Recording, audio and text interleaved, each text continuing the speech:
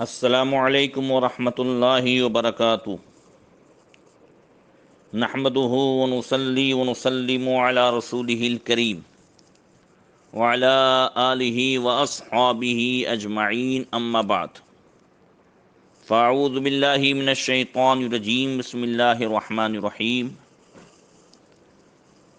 ولا تحسبن الله غافلا عما يعمل الظالمون صدق اللہ مولانا العظیم۔ درود شریف پڑھیں، اللہم صلی علی سیدنا مولانا محمد معدن جود والکرم وآلہ وصحبہ وبارک وسلم۔ محترم سامعین، کربلا کے بعد کے حالات اور واقعات بیان ہو رہے ہیں، جس میں یزید کی موت تک کا واقعہ اور یزید کی طرف سے بھیجے جانے والا لشکر مکہ معظمہ میں تھا، اور یزید کی موت کی خبر سن کر کے وہ وہاں سے رفو چکر ہو گیا۔ یہ واقعات بیان ہوئے تھے۔ اب اس کے بعد عام حالات میں یہ بیان کیا جاتا ہے کہ کربلا میں شریک ہونے والے یزیدی لشکر میں سے چند کا انجام کیا ہوا۔ میں ابھی اس کو بیان نہ کر کے یزید کی موت کے بعد عالم اسلام میں بیعت و خلافت کا معاملہ کیا ہوا اور کس طریقے سے پورے عالم اسلام میں حالات ہوئے، مختلف علاقوں میں، وہ آپ تک پہنچانے کی کوشش کروں گا۔ یزید کی موت کے بعد دمشق میں یعنی سیریا میں ربیع الاول سن ہجری 64 میں یزید کا بیٹا معاویہ بن یزید نے اپنے بیٹے کا نام بھی معاویہ رکھا تھا، اپنے والد ماجد حضرت امیر معاویہ کی نسبت سے۔ لوگوں نے زبردستی اسے تخت پر بٹھایا۔ یزید کے دو بیٹے تھے، معاویہ بن یزید اور خالد بن یزید، جس کا تذکرہ آگے آئے گا۔ تو معاویہ جو ہے وہ 21 سال کے تھے، نوجوان اور صالح تھے۔ انہیں بالکل ہی انٹرسٹ نہیں تھا اس خلافت کے معاملے میں، اور وہ یہ بھی کہتے تھے کہ جس خلافت کی بنیاد نواسے رسول کے خون بہانے پر رکھی گئی ہو، میں اس پر نہیں بیٹھ سکتا۔ لوگوں نے زبردستی جو ہے ان کو تخت پر بٹھایا۔ چونکہ یزید کے زمانے میں یہ اموی خلافت مسند حکومت خون اہل بیت سے داغدار ہو چکی تھی، اس لیے معاویہ بن یزید اسے پسند نہیں کرتے تھے، اور وہ بیمار بھی تھے۔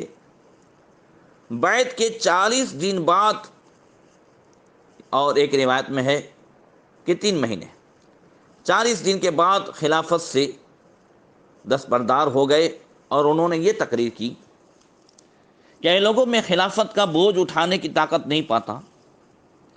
میں نے چاہا کہ حضرت ابوبکر صدیق رضی اللہ تعالیٰ عنہ کی طرح حضرت عمر جیسا کوئی شخص اپنا جانشین بنا دوں، جیسا کہ سیدنا صدیق اکبر نے اپنی اخیر عمر میں حضرت عمر کو اپنا جانشین بنایا تھا، مگر ایسا کوئی مجھے نہیں ملا۔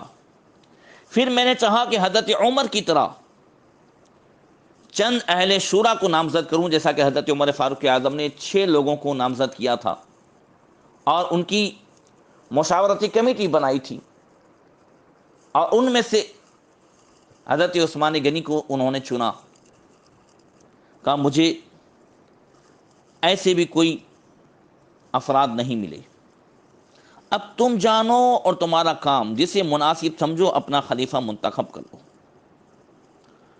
اور اسی تقریر کے بعد معاویہ جو ہے وہ خانہ نشین ہو گئے، اور بیعت سے 3 مہینے کے بعد ان کا انتقال ہو گیا 21 سال کی عمر میں۔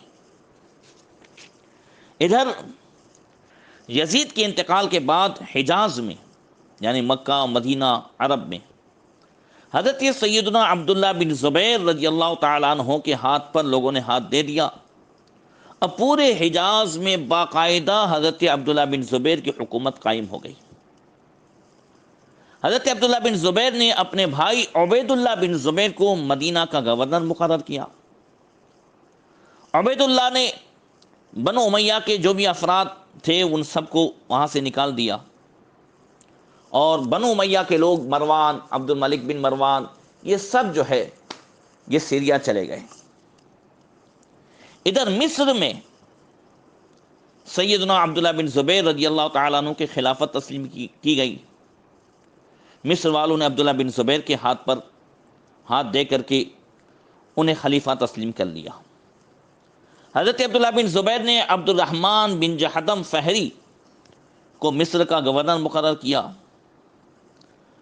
البتہ عراق اور سیریا وہاں کے حالات جو ہیں وہ تھوڑے مختلف ہوئے، اسے تفصیل کے ساتھ ذرا آپ کے سامنے پیش کروں، چونکہ الحمدللہ آپ میں سے کافی لوگ اس کا شوق رکھتے ہیں، تو چاہا کہ یہ باتیں بھی آپ تک پہنچائیں تاکہ اس کے بعد جو یزیدیوں کا انجام ہوا وہ سمجھ میں آئے۔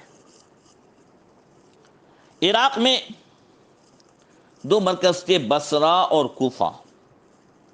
بصرہ میں عبید اللہ بن زیاد جو پہلے ہی سے بصرہ کا گورنر تھا، اور بعد میں یزید نے اس کو کوفہ کا گورنر بنایا تھا۔ بصرہ میں عبید اللہ بن زیاد چونکہ کربلا کے واقعے کے بعد پھر وہ بصرہ چلا گیا تھا، اس کو جب یزید کے انتقال کی خبر پہنچی تو عبید اللہ بن زیاد نے ایک عام جلسہ مقرر کیا اور اس میں یہ تقریر کی کہ اے بصرہ والو، میں یہیں پیدا ہوا اور یہیں پلا بڑا اور بصرہ ہی کا گورنر مقرر ہوا۔ جب یہاں کی گورنری پر میرا انتخاب ہوا ہے تو اس وقت فوجی چھاونی میں اور فوجی لشکر میں تمہارے 70,000 جوانوں کے نام تھے، لیکن آج 1,00,000 جوانوں کے نام ہیں۔ اسی طرح انتظامی عہدوں پر تمہارے 90,000 آدمی مقرر تھے، لیکن آج یہ تعداد 1,40,000 تک پہنچ گئی ہے۔ یعنی اس نے اپنے بصرہ کے گورنری کے زمانے میں ظاہری اعتبار سے کیا کیا فائدے پہنچائے عوام میں، وہ اس نے گنائے۔ بڑا چالاک تھا۔ اور یہ بھی کہا کہ تمہارے سب دشمنوں کو میں نے قید خانوں میں بند کر دیا ہے، اب کوئی ایسا نہیں جس سے تمہیں کھٹکا ہو۔ یزید کا انتقال ہو گیا ہے، اور سیریا میں تخت نشینی کے متعلق جھگڑے اٹھ کھڑے ہوئے ہیں۔ بصرہ والو، تم قوت و طاقت اور دولت و ثروت کے لحاظ سے دوسرے ملک کے لوگوں سے ممتاز ہو۔ مناسب یہ معلوم ہوتا ہے کہ تم کسی شخص کو اپنا خلیفہ چن لو، جسے تم چنو گے میں بھی اس کے ہاتھ پر بیعت کروں گا۔ یہ ایک اس کی چالاکی تھی، وہ سب کو اپنا حامی بنانا تھا، ایک ناٹک تھا۔ پھر آگے کہتا ہے کہ سیریا والوں نے اگر کسی معتبر آدمی کو چن لیا تو تمہیں اختیار ہوگا کہ تم بھی اس کے ہاتھ پر بیعت کر لینا جسے سیریا والوں نے چنا ہے، یا اپنی الگ خلافت قائم کر لینا۔ تمہیں دوسرے ملکوں کی مدد کی ضرورت نہیں ہے، بلکہ دوسرے لوگ تمہارے محتاج ہیں۔ تمام حاضرین نے، بصرہ والوں نے، جب عبید اللہ بن زیاد کی یہ تقریر سنی تو سب نے کہا کہ آپ نے جو تجویز پیش کی ہے وہ بہت ہی مناسب ہے، ہم آپ سے زیادہ کسی کو اس کے منصب کا اہل نہیں پاتے، ہاتھ بڑھائیے کہ بیعت کریں۔ جو اس کا مقصد تھا وہ پورا ہو رہا تھا۔ عبید اللہ بن زیاد نے بظاہر ناٹک کرتے ہوئے 3 مرتبہ انکار کیا، لیکن جب ان کا اصرار ہوا تو عبید اللہ بن زیاد نے ہاتھ بڑھا کر اپنی خلافت کی بیعت لے لی۔ بصرہ والوں نے عبید اللہ بن زیاد کے ہاتھ پر بیعت کر لی، مگر یہ سب تو عراقی تھے، ان کی فطرت نہیں بدلتی تھی۔ ان میں یہی سب لوگ تھے کربلا میں جنہوں نے امام حسین کو اور آگے حضرت امام حسن کو سب کو دھوکہ دیا تھا۔ بصرہ والے عبید اللہ بن زیاد کے ہاتھ پر بیعت کر کے نکلے، اور دوسرے ہی دن انہوں نے اپنے ہاتھ دیواروں سے مل مل کر یہ کہنا شروع کیا کہ کیا یہ مرجانہ کا بیٹا یعنی عبید اللہ بن زیاد سمجھتا ہے کہ ہم راج کے زمانے میں بھی اور نراج کے زمانے میں بھی اس کی اطاعت کریں گے؟ لہذا انہوں نے چپکے سے اس کی مخالفت شروع کر دی۔ ادھر بصرہ والوں سے بیعت لینے کے بعد عبید اللہ بن زیاد نے کوفہ میں قاصد بھیجا، اور اس نے وہاں جا کر کے کہا کہ بصرہ والوں نے عبید اللہ بن زیاد کے ہاتھوں پر بیعت کر لی ہے، تم بھی اس بیعت میں شامل ہو جاؤ۔ مگر کوفہ والوں نے کہا کہ اللہ کا شکر ہے ہمیں ابن سمیہ سے یعنی عبید اللہ بن زیاد سے چھٹکارا ملا، اور یہ یزید سے چھٹکارا ملا، اب ہم ہرگز اس کی بیعت نہیں کریں گے۔ پھر انہوں نے عبید اللہ بن زیاد کے قاصدوں کو پتھر مار مار کر کے بھگایا۔ بصرہ والوں کو جب کوفہ والوں کے حال معلوم ہوئے تو انہیں بھی جرأت ہوئی، اب ان کی بھی بہادری سامنے آئی، اور انہوں نے بھی کھلم کھلا عبید اللہ بن زیاد کی بیعت سے انکار کرنا شروع کر دیا۔ عبید اللہ بن زیاد جس بات کو کہتا بصرہ والے اس کی مخالفت کرتے، جو حکم دیتا اس کا انکار کر دیتے۔ اسی دوران ایک شخص مسلمہ بن زبیر تمیمی نے حضرت عبداللہ بن زبیر کو دعوت دینی شروع کر دی، اور حضرت عبداللہ بن زبیر کی طرف سے بیعت لینی شروع کی، تو لوگ دھڑا دھڑ ان کی بیعت کرنے لگے۔ عبید اللہ بن زیاد نے حالات کو سنبھالنے کی بہت کوشش کی، مگر بات اس کے قابو سے باہر ہو چکی تھی۔ اب بصرہ میں اس کا ٹھہرنا اس کے لیے خطرناک تھا، چنانچہ عبید اللہ بن زیاد یہ سب امام حسین کی شہادت کے بعد جو انجام ہو رہا ہے، پہلے کیسے ذلیل و رسوا ہوئے اور پھر کیسے قتل ہوئے، وہ سب میں بتانا چاہتا ہوں کہ عبید اللہ بن زیاد بصرہ سے نکلا، حالانکہ وہیں پیدا ہوا تھا، وہیں کا گورنر تھا، مگر دیکھیں کہ کیسے ذلت و رسوائی کا سامنا کرنا پڑا۔ امام حسین کی شہادت کے بعد دنیا میں کیسے یہ ذلیل و رسوا ہوئے، اس سے سبق لینا۔ گورنری اور دنیا ہی کے لیے سب کچھ کیا تھا، مگر بصرہ سے بھاگنا پڑا تو چہرے پر نقاب ڈال کر کے راتوں رات وہاں سے نکل بھاگا، اور بنی اسد کے سردار مسعود بن عمر کو 1,00,000 روپیہ رشوت کے طور پر دے کر چند دن اس کے یہاں ٹھہرنے کے لیے اس کو 1,00,000 روپیہ دینا پڑا۔ پھر وہاں سے وہ سیریا چلا گیا۔ عبید اللہ بن زیاد کے بصرہ چھوڑنے کے بعد بصرہ والوں نے ٹیمپرری عبداللہ بن حرس کو اپنا گورنر مقرر کیا، اور عبداللہ بن زبیر کو خلیفہ تسلیم کیا۔ کوفہ والوں نے عبید اللہ بن زیاد کے مقرر کردہ گورنر کو نکال کر عامر بن مسعود کو ٹیمپرری اپنا گورنر مقرر کیا، اور عبداللہ بن زبیر کو انہوں نے دعوت دی کہ وہ آئیں اور سب سے بیعت لیں۔ حضرت عبداللہ بن زبیر نے ان دونوں شہروں میں اپنی طرف سے گورنر مقرر کر دیے۔ اس طرح بصرہ اور کوفہ دونوں میں بھی حضرت عبداللہ بن زبیر کی بیعت اور خلافت قائم ہو گئی۔ اب ذرا سیریا کا حال دیکھیں۔ سیریا میں بنو امیہ کی طاقت کا دار و مدار 2 بڑے قبیلوں بنو کلب اور بنو قیس پر تھا۔ بنو کلب میں یزید بن معاویہ یعنی یزید کی جو ہے وہ ننیحال تھی، اس کا موصال تھا۔ وہ اپنے تعلقات کی وجہ سے خلافت کو بنو امیہ میں دیکھنا چاہتے تھے، مگر بنو قیس حضرت عبداللہ بن زبیر کے حامی ہو گئے تھے۔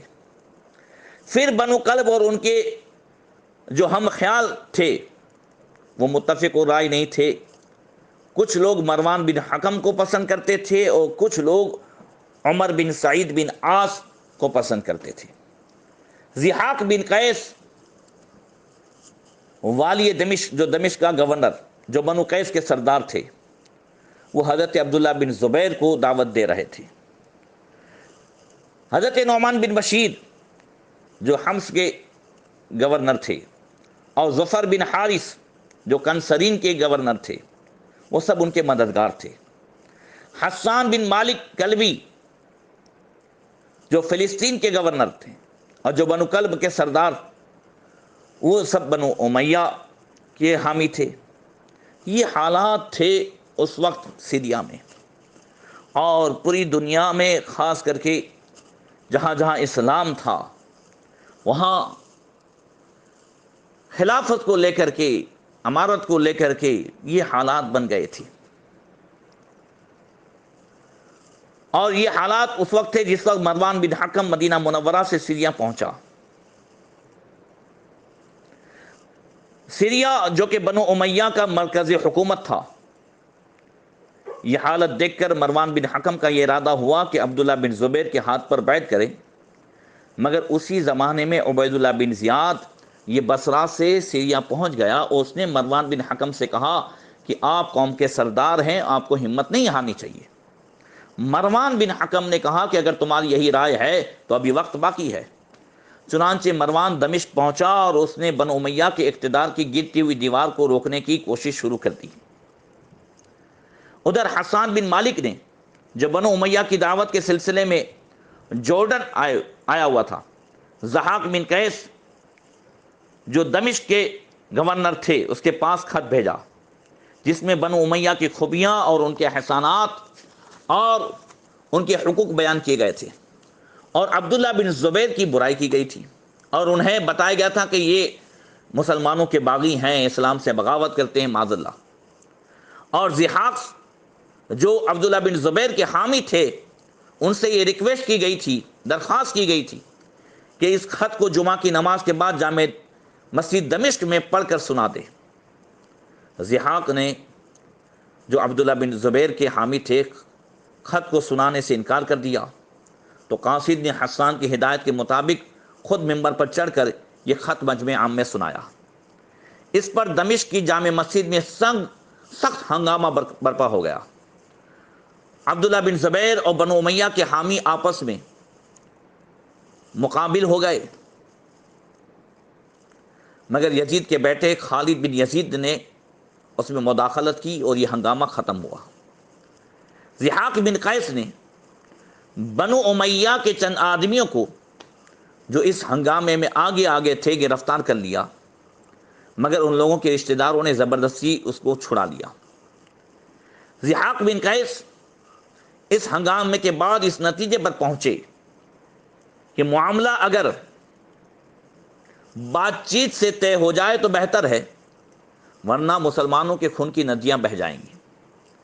ضحاک نے اپنے اس خیال سے دمشق کے سرداران بنی امیہ کو آگاہ کیا، چنانچہ یہ طے پایا کہ مقام جابیہ میں ایک کانفرنس منعقد کی جائے اور وہاں بات چیت کی جائے اور اس مسئلے کو حل کیا جائے۔